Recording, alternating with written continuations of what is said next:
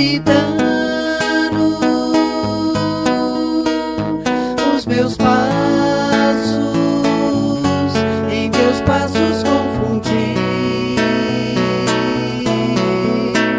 Ser orvalho nesse imenso oceano,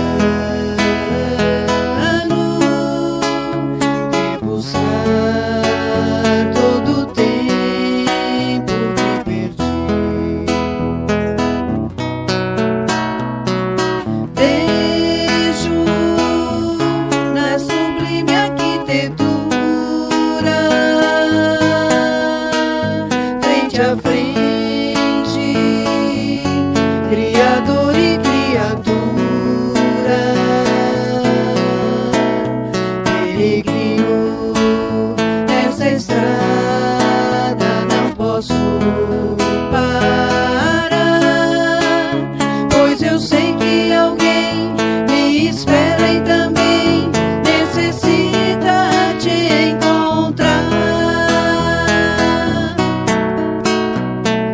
Pai, faz de mim samaritano, os meus passos em teus passos confundi.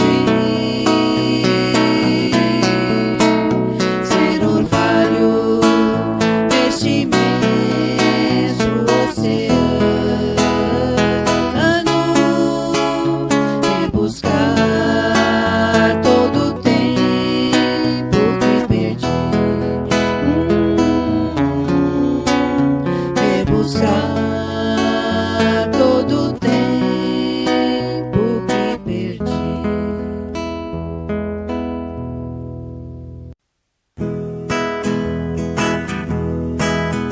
Doutrina de amor e luz, ciência, fé e consolação, prometida há 2000 anos por Jesus, diretriz da humana perfeição.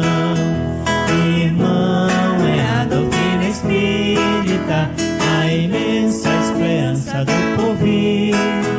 Marchar ao clarão da luz bendita é nascer e renascer, amar e progredir. Proclamam, irmãos, aos céus a boa nova lei imortal. Homens, fraternizai, o vosso Pai é Deus, e sois vós a família universal. Irmão, é a doutrina espírita, a imensa esperança do porvir. Marchar ao clarão da luz bendita é nascer e renascer, amar e progredir. Proclamam, irmãos, aos céus a boa nova lei imortal. Homens, fraternizai, o vosso Pai é Deus, e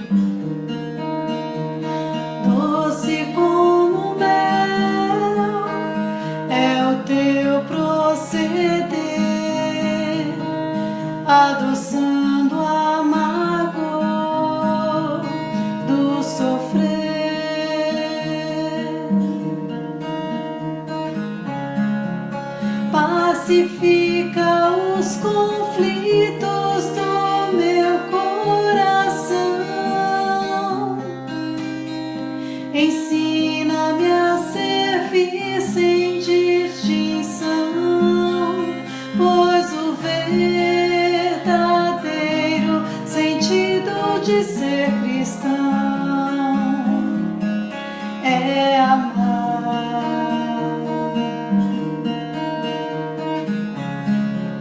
E o pão dado com carinho a quem sofre e faminto é o desabrochar da flor em pleno inverno.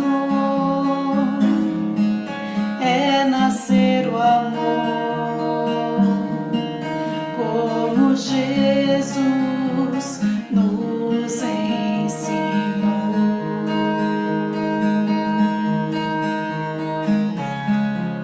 E um pão dado com carinho a quem sofre e faminto é o desabrochar da flor em pleno inverno.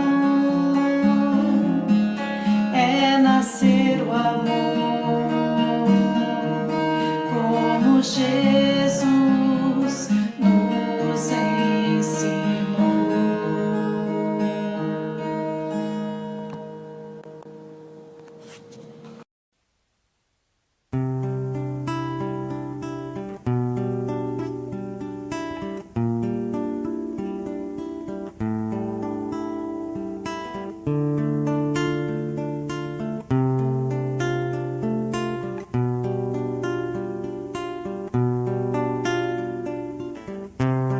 Fugir à mágoa terrena e ao sonho que faz sofrer, deixar o mundo sem pena será morrer. Fugir neste anseio infindo, a treva do anoitecer, buscar a aurora sorrindo será morrer.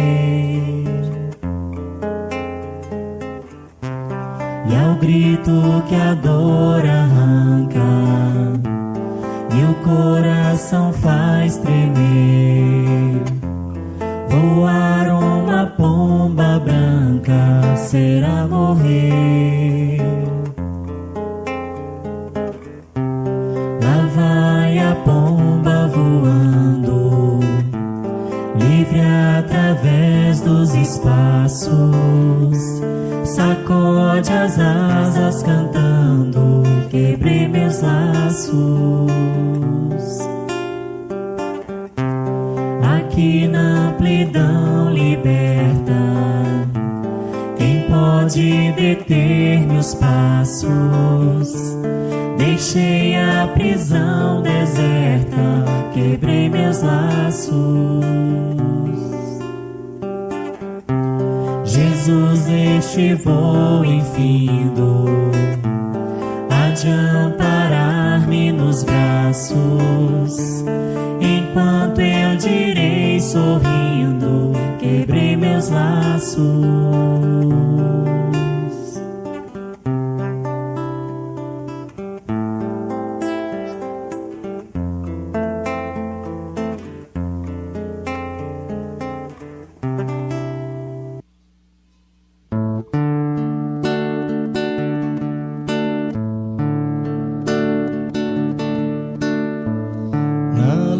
Estrada que devemos percorrer, bênçãos de amor e paz nós vamos encontrar, se dedicarmos aos caídos socorrer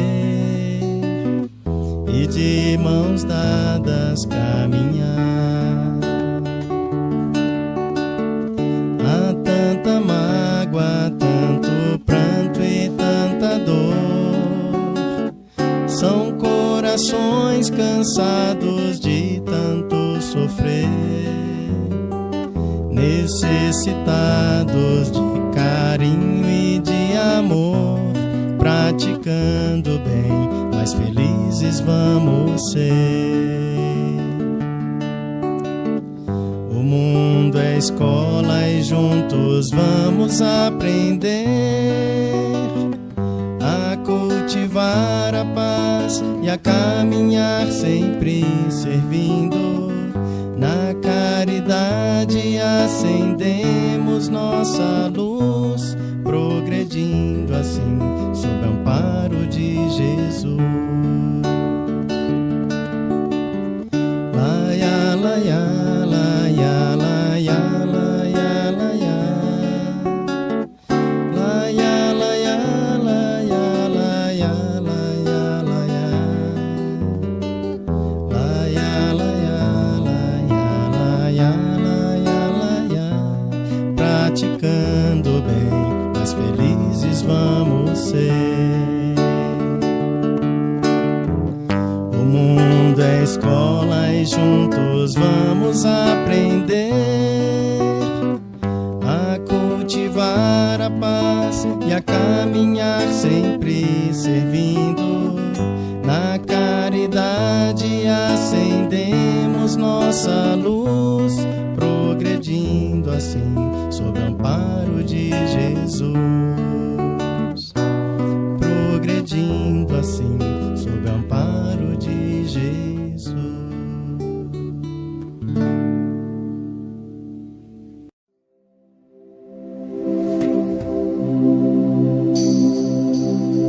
Ao anoitecer,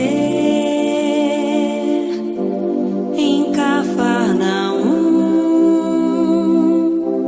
a casa de Pedro tão simples, casinha comum, se enchia de paz,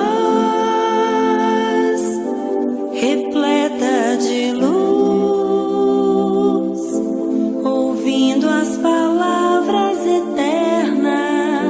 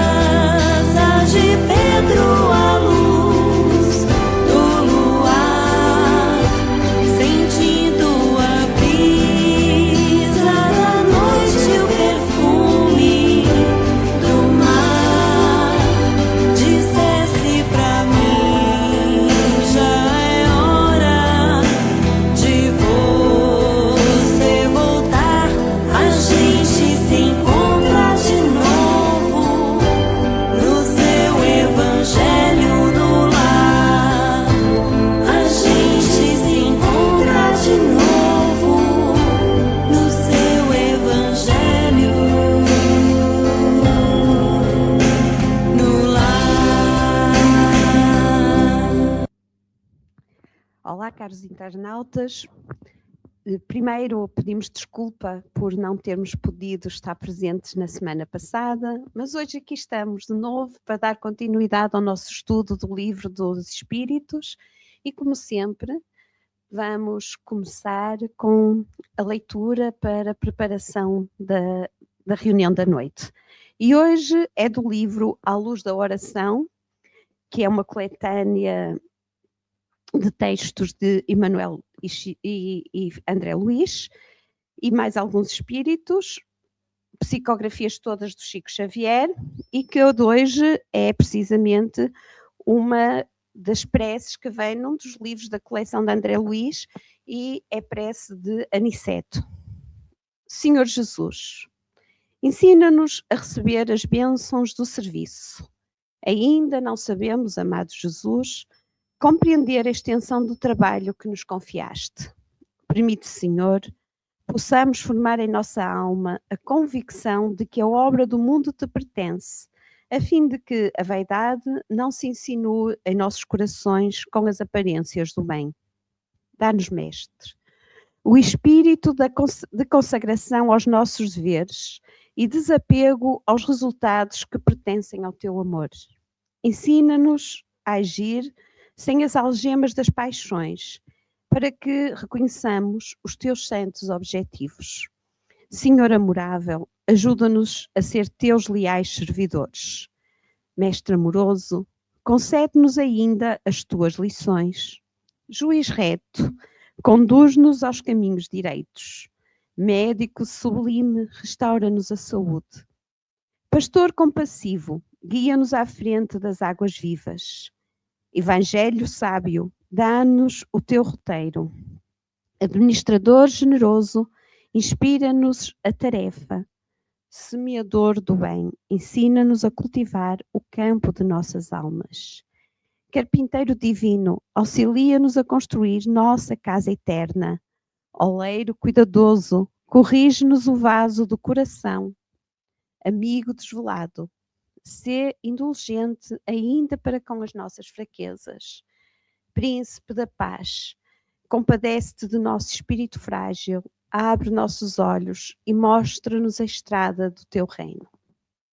E assim, Senhor, envolvidos por estas palavras que nos elucidam a alma, que nos enchem o coração, rogamos-te o amparo para a noite de hoje, que possamos, Senhor, ter o discernimento e a clareza para melhor discorrermos acerca dos teus ensinamentos.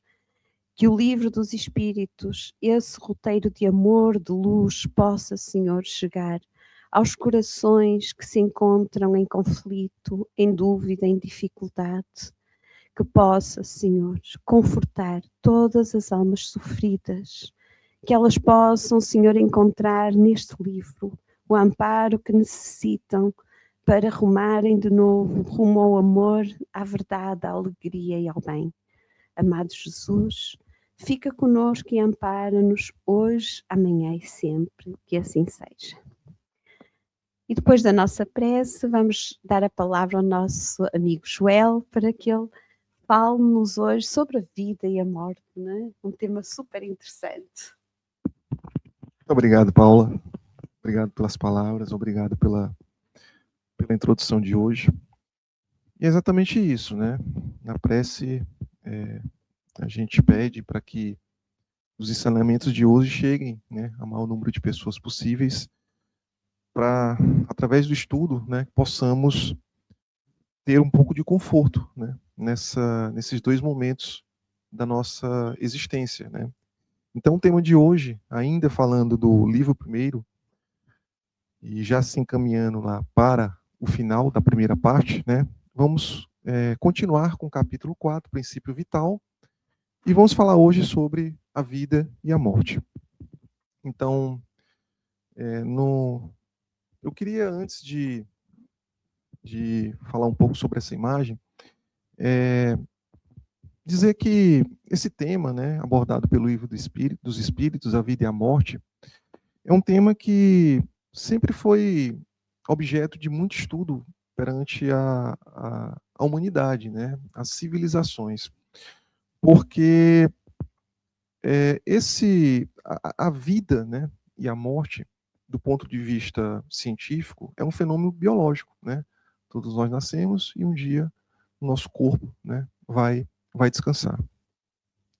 Mas o Livro dos Espíritos e outras obras espíritas, né, abordam esse tema da vida e o tema da morte, né, também numa conjectura filosófica, né, onde essa questão filosófica remete mais à questão da identidade, né, o que é que nós somos e para onde nós vamos após a morte, e também a religião, né, a religião compreende, né, esse tema, a vida e a morte, como uma passagem, uma transformação, né, e uma mudança de estado.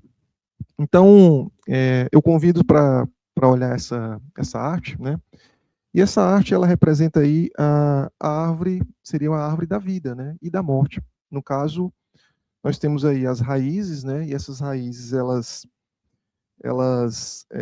representam aí, simbolizam, na verdade, né, toda a nossa origem como seres humanos, né, os antepassados, a matéria, né, o corpo e a memória, né. O tronco dessa imagem, né, ela representa aí a jornada humana, né, as marcas do tempo, as marcas, as cicatrizes, né, tudo aquilo que nós fizemos em vida, né, que nos marca de alguma forma. Mas acima nós temos os ramos, né, ilustrando aí acendendo aí ao universo, né, e isso é a simbolização, né, o simbolismo da esperança, né, da continuidade, né, e também da transformação e da percepção da nossa consciência. Né.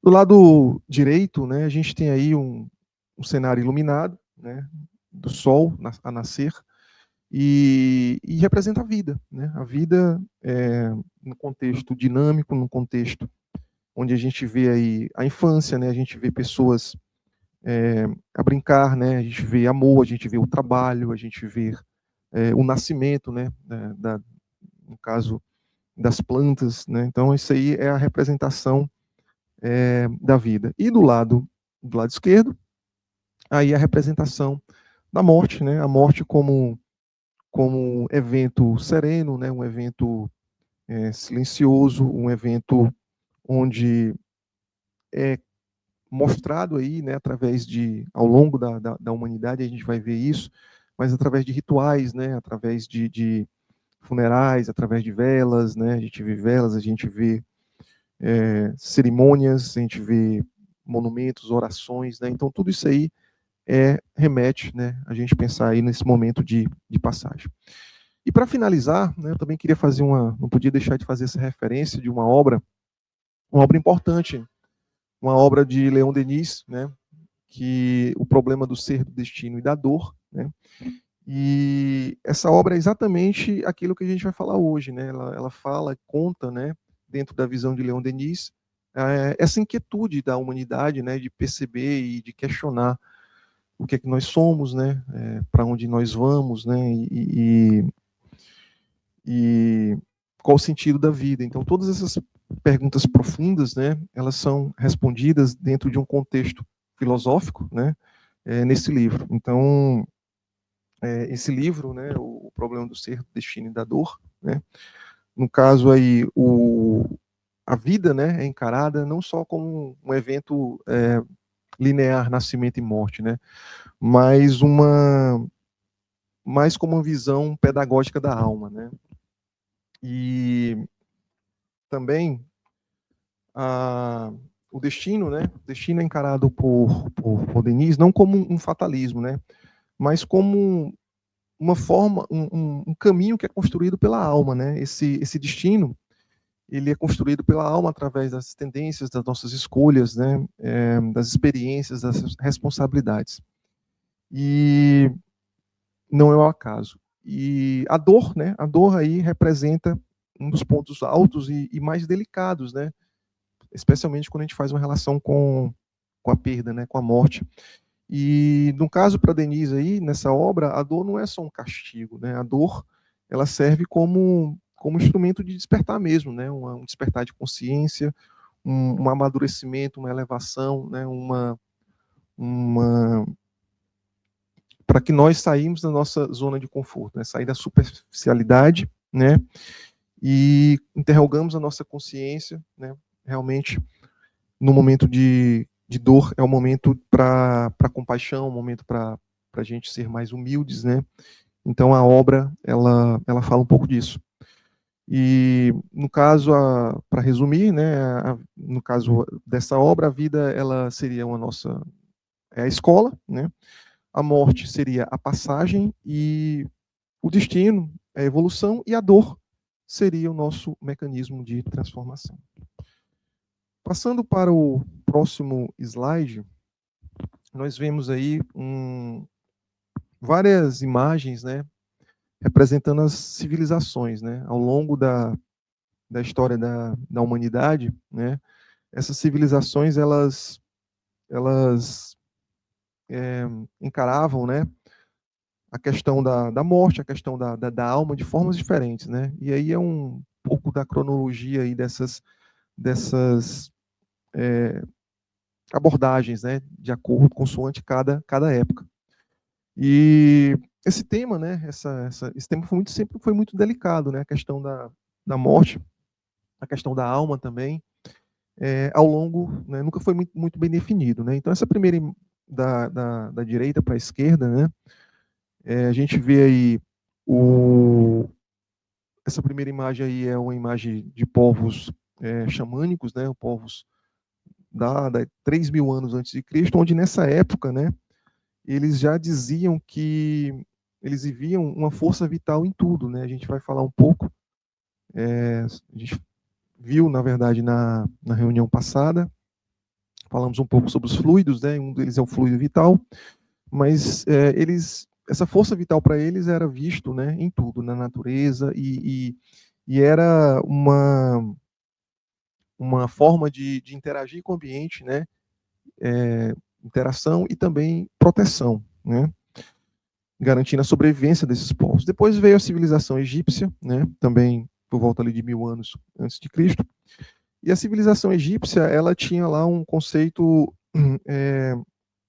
de força vital, né? Que eles chamavam de Ka, né? Onde essa força vital, essa energia, era responsável por dar vida ao corpo, né? E essa força vital, segundo a crença deles, ela tinha que ser sempre alimentada, né? E uma das formas de alimentar essa força vital era as oferendas nos túmulos, né? Nos sarcófagos, ligado também à sobrevivência a sobrevivência no além, né? Eles também tinham a figura do Ba, né? Que representava lá as personalidades, as emoções, né? E a questão de poder viajar entre o mundo dos vivos e o mundo dos mortos, né? Eles acreditavam na reencarnação também.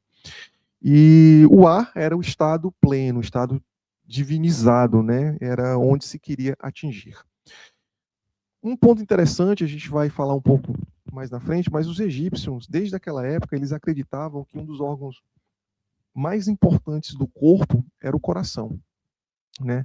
E o coração, na visão deles, era o centro da vitalidade humana, né?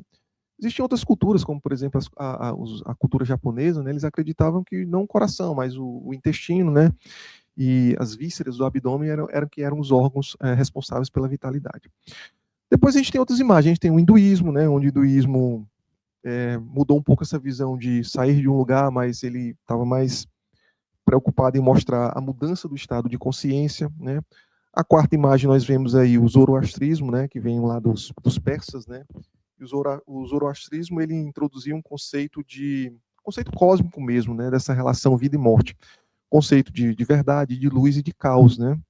Então, no caso, para os persas, a alma, né? Depois que ela ia buscar a própria verdade moral, né? E depois vieram aí, já abaixo, os gregos, né? Os gregos com todos os seus debates filosóficos, com os grandes pensadores, que acreditavam que a alma, além de ser um sopro vital, né?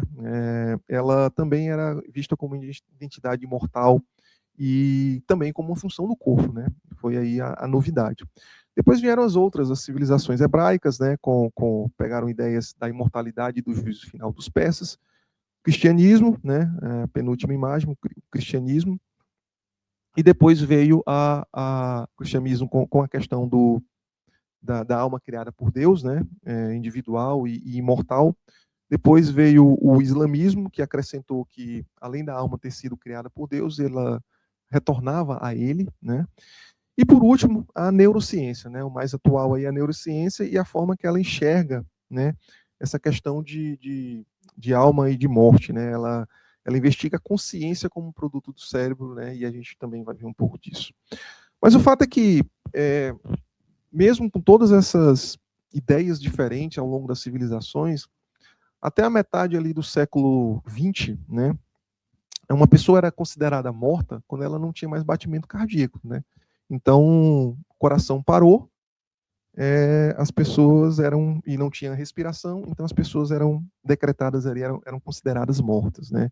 Isso vigorou até a segunda metade do século XX, e depois com a criação, né, com a invenção de certas máquinas, né, como, por exemplo, os desfibrilizadores, né, que poderiam prolongar, né, e até mesmo adiar, né, essa paragem do coração, que começou-se a investigar, né, quando realmente, quais eram os eventos que realmente faziam uma pessoa ser decretada morta. Então, a pergunta é essa, né, onde exatamente fica a linha que separa estar vivo de estar morto, né? E no próximo slide, né, a gente vê aí um artigo, né, que é um artigo que foi criado por Harvard em 1968, com uma definição que ficou famosa de morte, né? Até então a gente não se sabia direito como que se decretava, né, o que era considerado morte corpo físico, né? Até que esse comitê, em 1968, ele criou através desse artigo, definição irreversível de coma, né? A referência está aí no rodapé da imagem. Definiu que a morte encefálica que era a morte definitiva do corpo físico. E essa morte, né, encefálica tem a ver com o tronco cerebral, tem a ver com a massa encefálica, especialmente o tronco cerebral. E quando essa parte do cérebro deixava de funcionar, né, ela deixava também de controlar todas as funções vitais básicas. Então, naquele momento de morte encefálica, era que uma pessoa era considerada morta. Passando para o próximo slide, né, uma imagem do corpo físico, né, e basicamente do coração, né. E se a gente prestar atenção aí, o coração, né, ele como acreditava-se, por isso que eu falei dos egípcios, né, que eles acreditavam que o coração era uma das partes mais importantes do corpo, e né, mas não só ela, existem outras partes tão importantes quanto, mas o coração como músculo, né, ele é um órgão bem resiliente, né, e mesmo após uma parada cardíaca, né, a gente consegue ver ali o coração ser viável, né, durante algum tempo. Então, a função do coração a gente sabe, bombear, né, sangue através das veias para que esse sangue, né, ele chegue nas células. E esse sangue ele está carregado de nutrientes e oxigênio, né? Então, basicamente, as células, né, elas precisam disso, elas precisam dessa troca gasosa, né, de gás carbônico e oxigênio, né? E precisa de oxigênio para isso, né? E para fazer isso, ela gasta muita energia. E essa energia é suprida pelos nutrientes que é levado através do sangue, bombeado pelo coração. O que acontece quando o coração para, né, é que esse sangue deixa de chegar, né, aonde ele deve chegar. E aos poucos, né, vai ocorrendo ali uma falha de oxigenação. E essa falha de oxigenação é que provoca, né, pode provocar a morte iminente ou uma sequela, né, do nosso corpo físico. E essa imagem mostra também a questão dos órgãos, né? todos os órgãos do nosso corpo, não só o coração, nem o pulmão, mas outros também, eles têm necessidades de oxigênio diferente, né? Então, por exemplo, o cérebro, né? O cérebro, que é um dos órgãos também extremamente sensíveis a essa falta de oxigênio. Por quê? Porque o cérebro gasta muita energia, né? Estima-se que 2% da nossa massa corporal serve de energia, né? Ele consome como energia. E então ele precisa de muita energia. E quando ele perde essa energia, né, é que a gente começa ali a entrar, né, nesse processo aí de colapso, né, das células. E por isso daquele artigo, né, de monitorar o cérebro para saber realmente decretar uma pessoa morta. Isso do ponto de vista biológico, porque do ponto de vista físico-químico, né, a morte, ela tem que entrar dentro do contexto de morte celular mesmo, né? Quando a gente sabe que as células, elas são envoltas por membranas, né? E essas membranas, né, que protegem ali as partes principais da célula, elas são responsáveis por essa separação, né? E essa troca de substâncias internas e externas.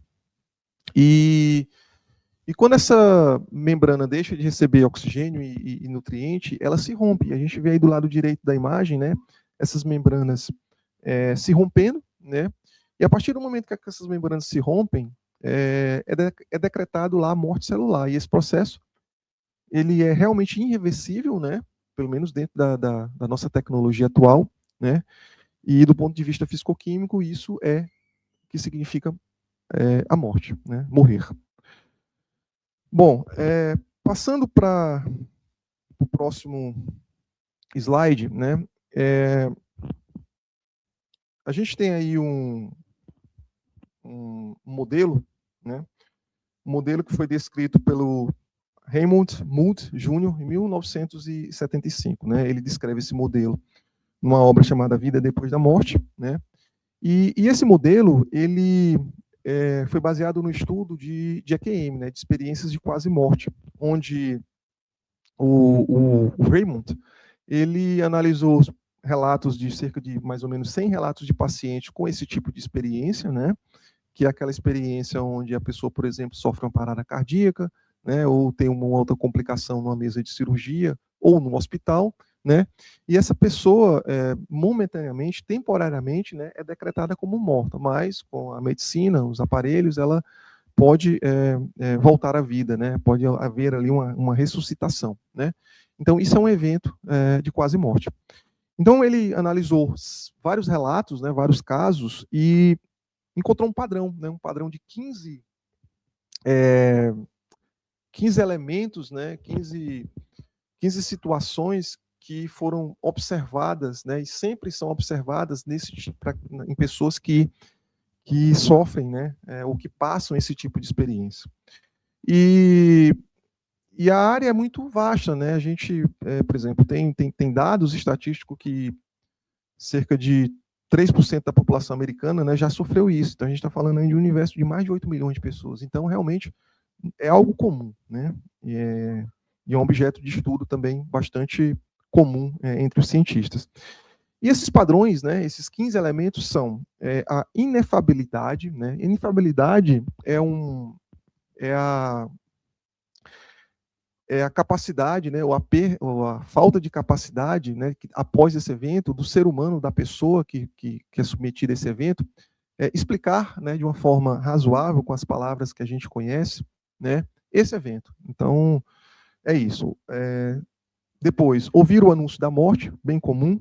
Sentimentos de paz e quietude, quando acontece essa morte temporária. A pessoa começa a ouvir ruídos invulgares, ela vê o túnel escuro, algumas veem túneis de luz, né, uma luz. A gente tem uma experiência fora do corpo, né, como se o corpo estivesse levitando. A gente observa o nosso corpo ali, físico ali, mas você está seu corpo fica mais sutil, você fica num estado meio levitativo, né, podemos dizer assim.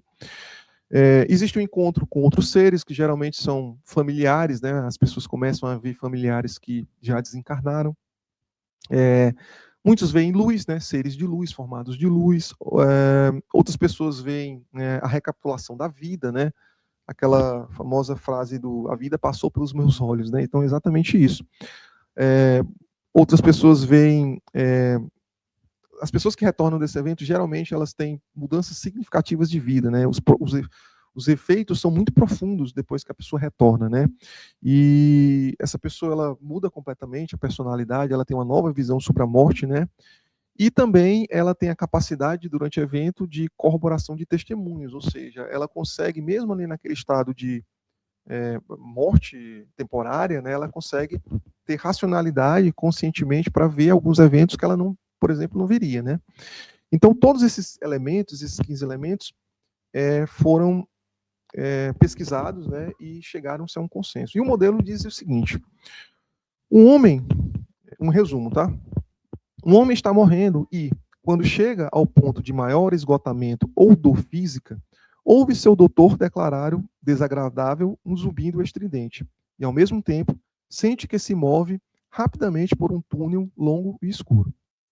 Em seguida, encontra-se, de repente, fora do corpo físico, do lado de fora como espectador. Nessa posição privilegiada, observa a tentativa de ressuscitá-lo e encontra-se em um estado de excitação nervosa. Em um momento fica calmo e começa a acostumar-se à sua estranha condição. Dar-se conta de que segue tendo um corpo, ainda que de natureza diferente, com poderes diferentes do corpo físico que deixou para trás. Interessante, né? É um resumo de todos esses elementos. E uma coisa que eu queria sublinhar aqui nessa descrição desse modelo é o seguinte: ele fala que uma das fases você ter quando está ali no processo de ressuscitação, né, os médicos, a pessoa ela começa a ter um estado de excitação nervosa, né? E o que seria isso, né? Essa excitação nervosa já foi estudado pela medicina. Quando o cérebro ali ele fica sem o oxigênio, né? Ao invés de ele diminuir a atividade cerebral, as conexões cerebrais, ele começa a aumentar por algum motivo que a medicina ainda não desconhece.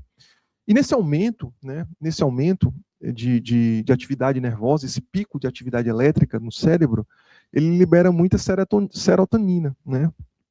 E dopamina também, são liberadas em grande quantidade. E por isso que tem esse estado aí de excitação, né? Então,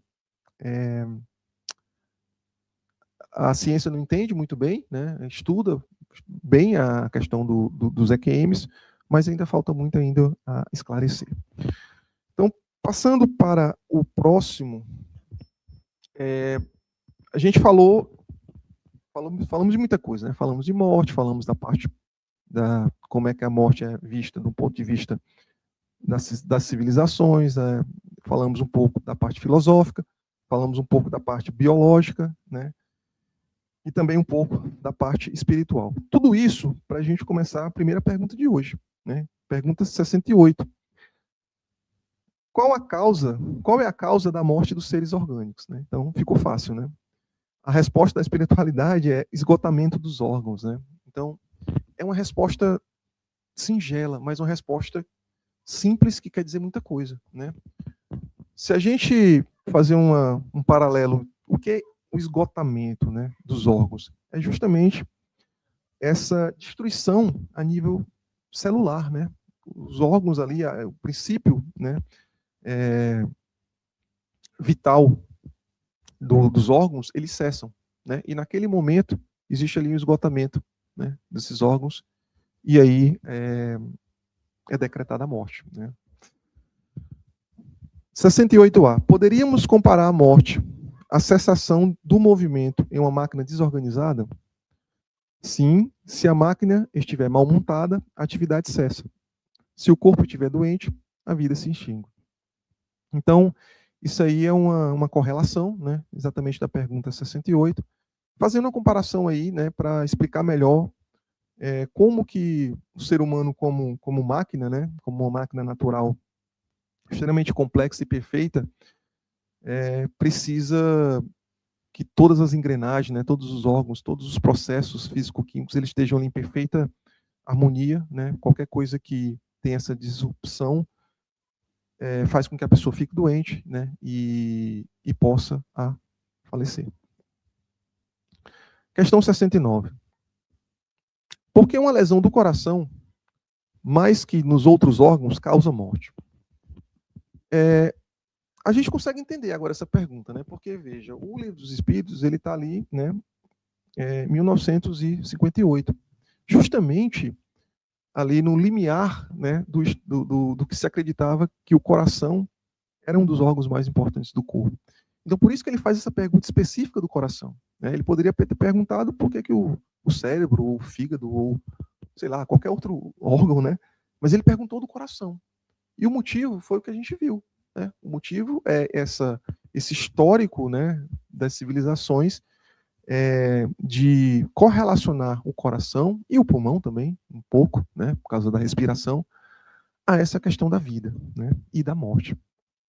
E a resposta da espiritualidade foi que o coração é uma máquina de vida, mas não é o único órgão cuja lesão ocasiona a morte. É apenas uma das engrenagens essenciais. Olha isso, né? Em 1958 foi preciso a espiritualidade dizer. É claro que né, os cientistas já sabiam que existiam outros órgãos, mas era preciso ele reforçar, igual, olha, atenção, o coração ele não é o único, existem outros, né? E é tanto que, né, a gente viu também nos artigos lá que o cérebro, do ponto de vista científico, define, né, a causas mortes, né? Então, passando para o... Hoje são poucas perguntas, né, mas eu achei importante esse contexto para a gente entender um pouco por que foram feitas essas perguntas e a resposta também, né? Agora eu vou fazer um pequeno, muito breve resumo do que a gente já viu na reunião passada, né, quando a Paula explicou muito bem a questão dos seres orgânicos e inorgânicos. Ela falou de muita coisa. Ela falou de princípios e fluidos, né?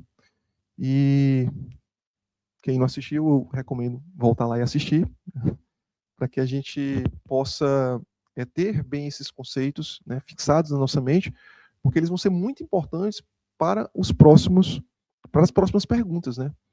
Então, essa arte aí é uma arte que resume, né, e fixa, né, essa ideia de princípio e fluido, né? Então, relembrando, né, na questão 27, né, quando se pergunta quais eram os elementos do universo, né, Kardec perguntou isso, a resposta que ele obteve foi que eram 3, né, os elementos que compõem o universo. Deus, em primeiro lugar, né, causa primária, mas falou-se também de espírito e falou-se também de matéria, né? Então são 3, a trindade universal. O espírito, né, que foi definido lá, na questão 23, é perguntado o que é o espírito. E a resposta é que é um princípio inteligente do universo. Então veja, nós estamos aí falando de princípio, né, princípio inteligente. E a matéria, né, a gente já viu isso, a matéria, ela é derivada, né, ou ela vem do fluido cósmico universal, né? Então o fluido cósmico universal, ele não deixa de ser uma matéria, né? E essa matéria, né, ainda estudada, ela pode dar origem a 2 tipos de matéria: a matéria ponderável e a matéria imponderável. A matéria ponderável é aquela matéria que é responsável pelos eventos, né, pelos fenômenos espirituais, ela é a matéria lá do etérica, e a matéria ponderável é a nossa matéria, que a gente já estudou também, com muito detalhe, nossa matéria física, né, que dá ali, que compõe os elementos, né, e os fenômenos materiais. Então, nós temos princípio inteligente, e o princípio inteligente, né, ele dá origem a outros princípios, né, o princípio vital e outros princípios. Assim como o fluido, né, que é o fluido cósmico universal, também dá origem a outros fluidos, como, por exemplo, o fluido vital. Então, no próximo slide, de uma forma resumida e breve, porque nós já vimos isso, né, o que é o fluido cósmico universal? É a matéria primordial, sutil e universal, anterior às diferenciações conhecidas da matéria tangível, capaz de assumir estados variados, desde o eterizado, imponderável, até o materializado, ponderável. Desde deriva a matéria física, os fluidos dele derivam a matéria física, os fluidos espirituais, o perispírito, a gente vai ver isso, por enquanto, vamos só aceitar, e o fluido vital. Então, veja, é uma matéria, né, primária, né? Assim como Deus é a causa primária, Deus criou o fluido universal, o cósmico universal, como uma matéria primária, e dela é que dá origem a todas as outras matérias e fluidos, né? Mas é sempre matéria. Existe uma pergunta disso, né? Pergunta se quando Kardec questiona se faz sentido dizer matéria inerte, né? Ou matéria inteligente, né? A espiritualidade fala, pouco importa. Para a gente, pouco importa. Porque, na verdade, a gente está falando do fluido cósmico universal. Para nós, para vocês, é sempre matéria, eles dizem, né? Mas para a espiritualidade, não, né? Então, esse é o fluido cósmico universal. Do fluido cósmico universal, né, a gente tem ali as derivações, né? Uma delas é o fluido vital. O fluido vital é uma modificação do fluido universal associada à vida orgânica, funcionando como princípio de animação da matéria viva. Na ciência, a vitalidade não é explicada por fluido, mas por metabolismo, ATP, homeostase, organização celular, reprodução e evolução. Então, é a mesma coisa, mas do ponto de vista científico, ela associa o fluido vital ao metabolismo, né? O metabolismo das células, a homeostase. Mas do ponto de vista espiritual, né, esse fluido vital, né, é o fluido associado à vida orgânica, né? No próximo slide, nós temos aí os princípios, né? Então, o princípio inteligente, né, que é o espírito. O fundamento espiritual da inteligência, pensamento, vontade, consciência e individualidade. Olha só as propriedades, né? Inteligência, propriedades. Inteligência, pensamento, vontade, consciência, né, e individualidade. Quando individualizado, chama-se espírito. Ou seja, quando o princípio inteligente se individualiza, né, ele é dado o nome de espírito. Quando encarnado, esse mesmo espírito é chamado de alma, né? E tem essa pergunta, a gente já viu isso também, né? Na ciência, inteligência e consciência são estudadas por processos cerebrais, né? Porque a ciência acredita que tudo parte do cérebro. Porque ela não consegue explicar a consciência ainda. Consciência para a ciência é um objeto subjetivo de estudo, né? Ele não é um objeto empírico que possa ser medido ali ou possa ser estudado dentro da metodologia científica. Então, elas são estudadas por processos cerebrais, neuronais e cognitivos, sem confirmação empírica de um princípio inteligência extracorpóreo. Então, quanto para a espiritualidade, o princípio inteligente, né, ele é o espírito, e para a ciência, né, nada mais é do que um processo do cérebro. O princípio inteligente deriva o princípio vital, né? E o que é o princípio vital? Né? O princípio vital, né, é o fundamento da vida orgânica, mas não da inteligência. Também a Paula explicou bem isso, né? E a gente vai ver também a diferença de inteligência e instinto. Mas o fato de existir vida orgânica, de existir um princípio vital, não significa dizer que a matéria está animalizada ali, ou seja, que ela é inteligente. O princípio vital anima o corpo, mas não pensa. Cientificamente, corresponde apenas de modo funcional ao conjunto de processos que mantém o organismo vivo. Aí é a comparação, né? Tendo esses 4 elementos, né, bem entendidos e bem fixados na memória, né, a gente consegue ali também fazer um estudo melhor, né, do que há de por vir quando a gente for falar, por exemplo, de perispírito, de espírito, né, na parte 2. Então, encaminhando-se para o final, né, a última pergunta de hoje sobre esse tema é a pergunta 70. O que acontece com a matéria e o princípio vital dos seres orgânicos quando eles morrem, né? Então, está falando aí de matéria, né? É matéria qual? Matéria imponderável ou matéria ponderável? É matéria ponderável, né? É matéria física, né? O que acontece com ela quando esse princípio vital, o que é o princípio vital? O princípio vital do ponto de vista científico é o metabolismo, né, a homeostase. Mas o princípio vital do ponto de vista espiritual é o que dá, que faz a vida, né, a vida orgânica ser vida, né, no caso. Então, o que acontece com a matéria e o princípio vital quando eles morrem, né, quando há morte? A matéria inerte, né, aí o termo matéria inerte é interessante, se decompõe. Matéria inerte é interessante esse termo, porque a espiritualidade já está falando aí de um termo, talvez, que vou falar matéria inerte para que eles consigam entender, né? Então, a matéria inerte se decompõe e forma novos organismos, né? O princípio vital retorna à massa. Então, essa pergunta 70 aí, né, define a morte, né, e os processos também de decomposição quando o corpo físico, né, perde a capacidade, e as células perdem a capacidade, né, de se manter estáveis. Eu queria finalizar, né, com uma frase, né, que eu achei uma frase bonita,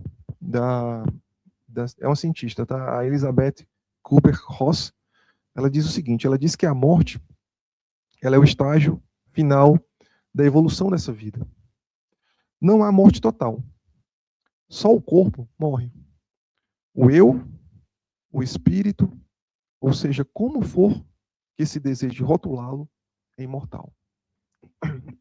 É bonita essa frase porque ela fala o seguinte, seja o eu filosófico, seja o espírito espiritual, seja o que for, seja o que a medicina queira dizer, cérebro, consciência, seja o que for.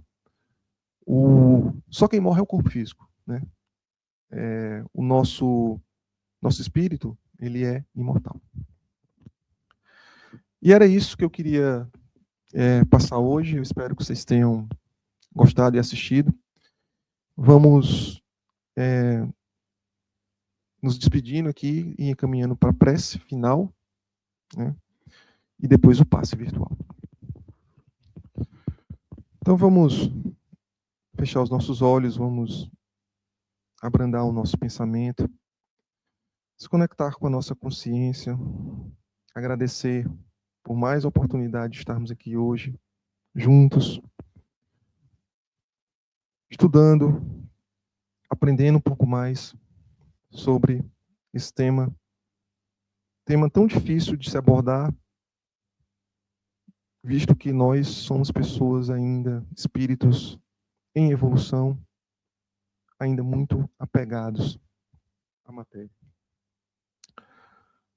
E por conta disso, a dor, o sofrimento, que muitos de nós encaramos como castigo, nós aprendemos que, acima de tudo, né, não existe castigo vindo do nosso Pai, um Deus misericordioso, onde jamais vai nos permitir sofrer e regredir.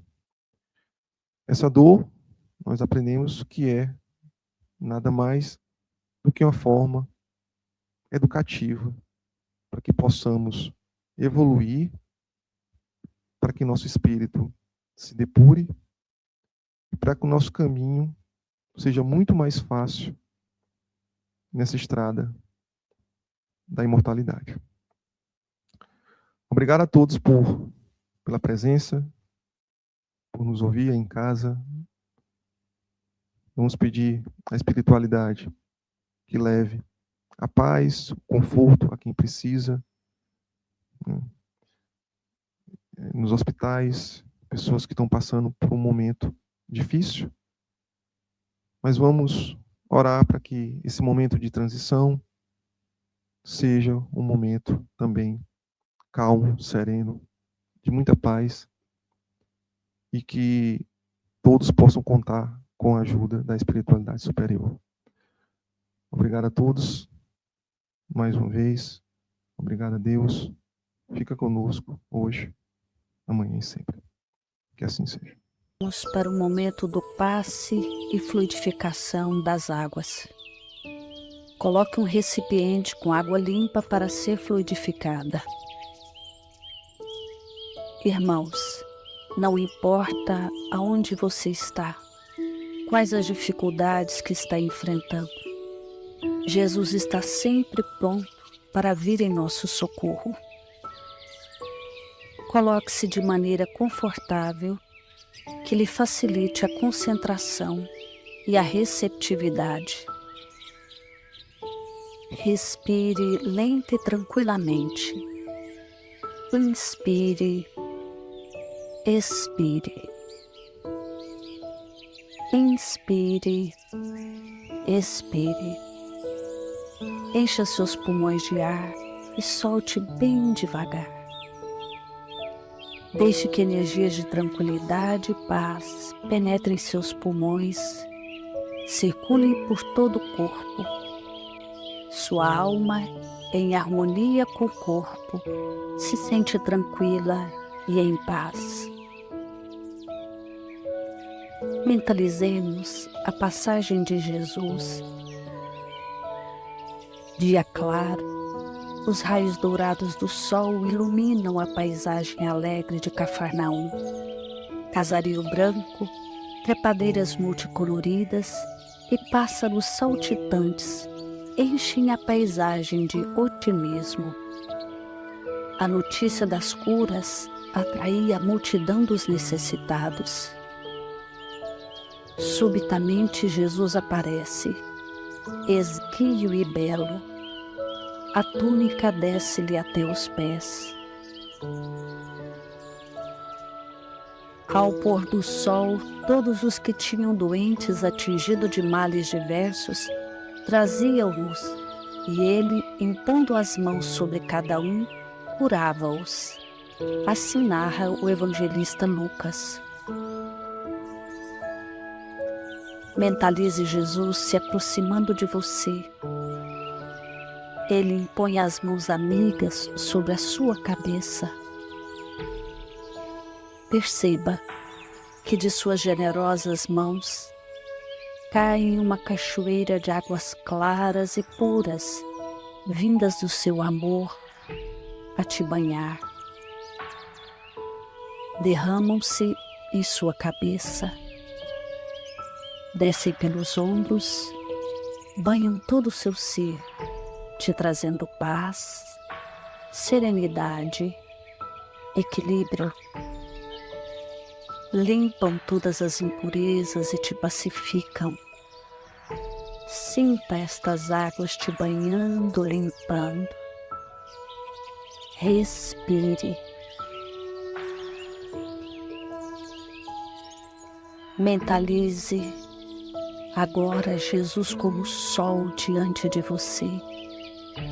Sua luz, seu calor te envolve.